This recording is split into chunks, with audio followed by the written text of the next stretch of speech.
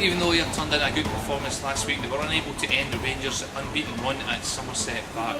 This week, Ayr have another tough tie, taking on second place Dunfermline in their own backyard here at East End Park. Although Ayr are still without the suspended Michael Moffat, who will be boosted by the news of captain Scott McLaughlin signing on until the end of next season. And they also welcome the return of Martin Campbell to the squad. He's not expected to start today. So, enough of the chat, and let's get straight to the highlights with the man with the mic, Callum Campbell. Well, here at East End Park, Dunfermline Athletic come out a quite strong team for today, with the inclusion of Lawrence Shanklin, the on-loan youngster striker from Aberdeen. Ross Forbes also in from Partick Thistle, and Danny Granger, man of many clubs and an experienced defender, coming into this team, making it even a tougher prospect than usual. Ayr United line up with the same lineup that we saw against Rangers last week and did very, very well. The only difference being, I think, really on the bench, and we've seen the inclusion there of Martin Roberts, the manager himself. Today we're actually honoured to be here as Dunfermline pay tribute to Joe Nelson, the long-running kitman, a man here from the times of Jock Stein all the way to nearly present, who passed away. I'm sure everyone connected with Dunfermline Athletic was sad to hear of the death on the 16th of February of one of our most treasured backroom staff. Joe Nelson was a very humble and modest man, recognised by everyone he met as a true gentleman. Always selfless and looking to help and look after others, he was loved throughout the ranks of fans as well as all the players and officials he connected with here at East End Park. Joe came to the Parks in the 60s as a trainer and kitman, remained in that role for around half a century. His loyalty and consistency was remarkable, and it shone through in almost everything he did during that 50 years of service. I first met Joe here in the 1980s, and like so many here today, will carry many fond memories of him forward. But I'll always remember him for that big smile on his face when I gave him a hug on the pitch during the team's championship winning celebrations in 2011. Recognition of his amazing service to the club came for him when he was inducted into the DAFC Hall of Fame, a richly deserved accolade. He was also recently recognised at the Patriots Premier Parks Night at the Alhambra at the end of last year, but typically he used his moment in the limelight to focus on others and to say a big thanks to the fans and everyone that helped him at the club. The club and everyone associated with it extended condolences to his wife Barbara, daughter Barbara Ann, and son John and family. May God bless his memory and keep him in peace. We have lost one of our finest, so please join with us now in a 1-minute silence in remembrance of our great friend, colleague and past family member, Joe Nelson, a true Dunfermline legend. A tribute to Joe Nelson, perfectly observed by both sets of fans, in honour of the kind of man that all fans in Scotland respect. Donald. Well inside, taken by Gagan. Malcolm wins it back. That takes a little flick on, he's into the box. Shot with the left foot, but not strong enough and easily taken by the keeper there, Scully.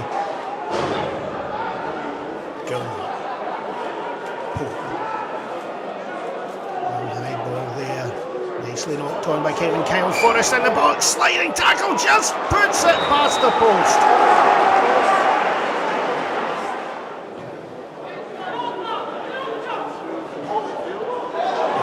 Through there to Bacturi, he's going through into the box, he's opening up. Oh, dragged that well wide, that opening play. Good chance for the opening play there for Dunfermline.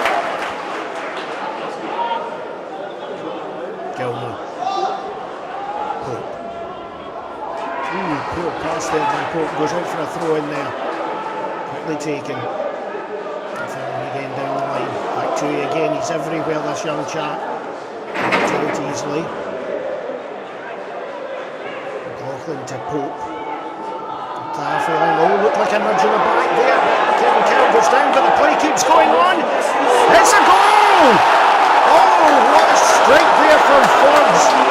Took that beautifully with his left foot. Like a curl into the net. There was that free kick at the beginning. Slight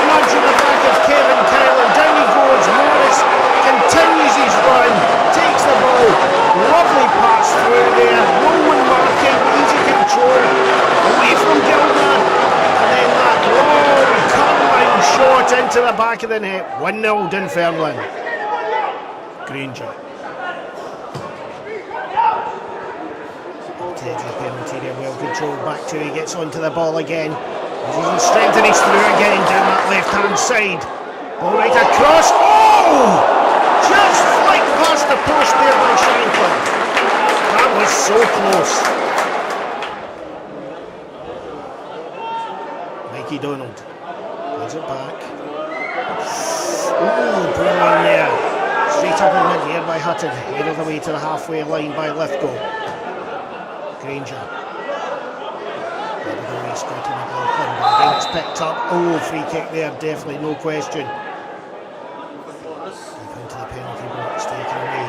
Forbes turns right round again. Gilmer. Oh, it's gone in! No, it is now! Yes! It was onto the post, rolled away along the line and across the one on Shanklin, who's the first to react and puts it to the net at the other post. Oh, 2-0 right on the stroke of half time. Forbes turns. It's away from Gilmer. Short flicks. Oh, and flicks off Crawford. Saved onto the post by the keeper. But Shanklin following up puts in the net. That's weak. Looking for someone to play this to. Oh, right away across the park. He finds Forbes again. He opens up. Another shot from Forbes. This time just past the post.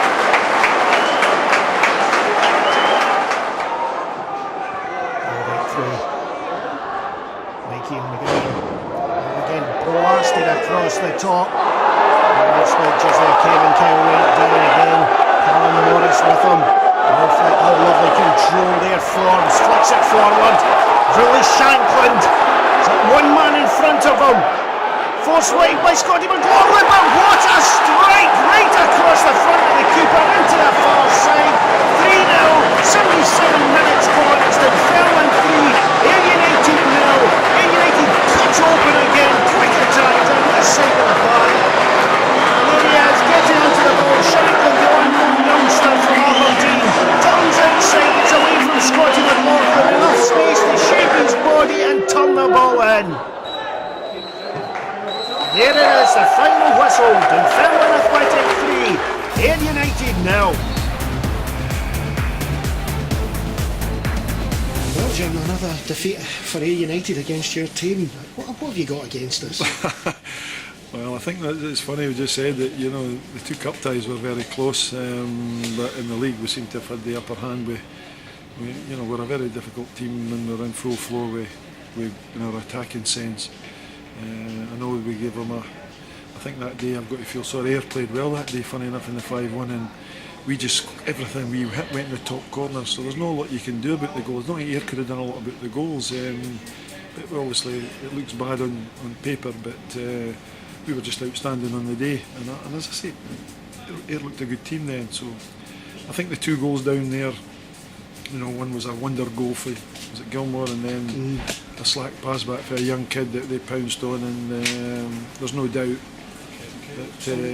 but we just picked ourselves up and it looked as if we could have got more than 4 that day, but it's just one of those things. We're a difficult team to any team, not just Ayr United, when we're in full flow, and I think the new signings we've brought in have made us more solid as well. I was going to say that, TT, looking at Granger there, a really solid player at left back, absolutely excellent. Well, he's played in the Premier League for the last number of years, and to get him was just a bonus. You know, he just wanted to get back playing, and we gave him a platform. He knows it's a big club, wants to help us get back up there. Forbes is the same, coming from Partick Thistle, and Pagey just a solid and reliable defender, which is what we needed, just to help these young boys along, because some of them had done great and needed a little break, and that's been allowed me in the last 2 or 3 games to rest certain players and keep them fresh. Well, we were noticing when we looked at your lineup today, and we noticed you have names like Wallace, Whittle and Byrne all on your bench, and yet these are players who have caused us so many problems this season. Well, it shows you the strength of the squad now. We had to get to that stage, you know, because this is the business end of the month, and all the effort that these young boys put in shouldn't go unnoticed, but there is a lot of pressure, a lot of mental tiredness, so the fresh faces and the people who have experienced, who have been at the top, will help them. We'll let them get a rest. We'll see how well that they've why they're good players, and I think it's just giving everybody a boost. And that's 3 away games now in the league. Well, 2 away games in the league that are difficult places in terms of. I wish we had these players up at Brecon. We would never have lost them. We were 2-0 up that day, but I think East Fife were very solid and won comfortably, and I think up at Forfar got a bit of a scare when 2-1 down, but we responded. I don't think we would have done that if we had still had the younger ones. The experience came through there again, and today, well, against one of the better teams in the league, we were definitely really up for it today and worked extremely hard and played really well. So Ayr just keep meeting us when we play well. That's probably it's the best answer I can give you. Could you change a date of a game or something for us, just to maybe find it's a different one? Well, we're still to go down there, so they'll be happening for the fact. So we've still got a tough game against them down at Ayr. So hopefully we can we can have it won by then, and maybe we can play a wee bit. Rest a few of them for if we make the playoffs. You've got to be very happy. You must think you must be somewhere about the playoffs now. It's 14 points above Ayr now. Stranraer still kicking on a little bit. Yeah, we want to finish second. That's the motivation. Finish second. If we can get it finished, if we can get, if we qualify, great, because it means I can rest players for the playoffs and. Keep them and give them all a game, and I think that's a good thing, because sometimes when you freshen up the team, others come in, they've got a point to prove, and they do well. So we'll endeavour to try and clinch that place, but it's second place we want.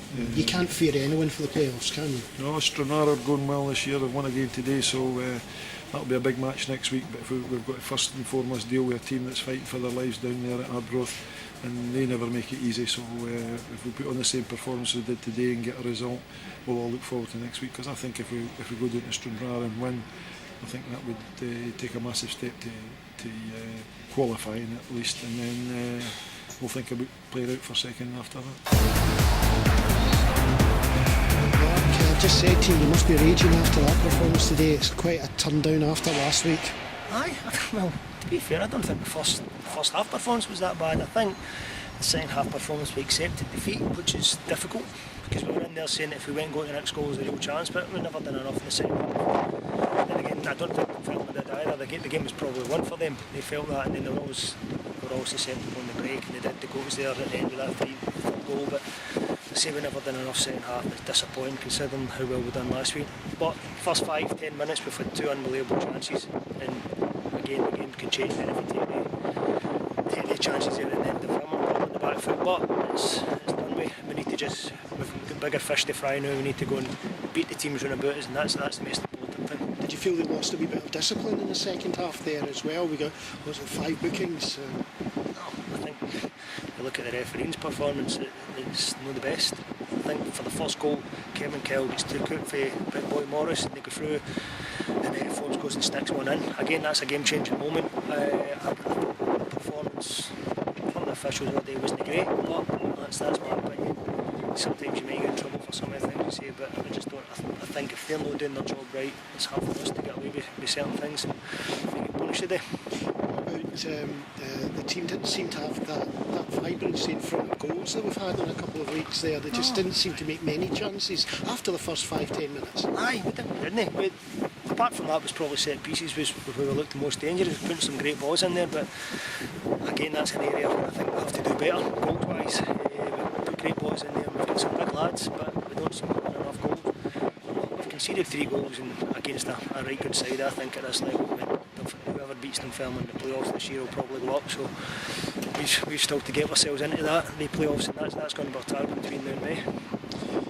Looking around the league just now, we're still in the 4th position there just now, but things are quite tight round about us. We have to do something to pick up points, and you'll get difficulties next week with some players out. Well, you've got Brian Gilbert out and Alan Love going next week, so hopefully you get Martin Campbell back. He'll probably be fit for next Saturday, so we always knew the suspensions were going to come and bite us in the backside a wee bit, and we've probably got another 2. That's Kevin Keltman, who was suspended the game after that, and Craig Malcolm's now 1 game away, so Scott McLaughlin booked as well, so he'll miss the Forfar game probably, or the Stranraer game, I'm not sure.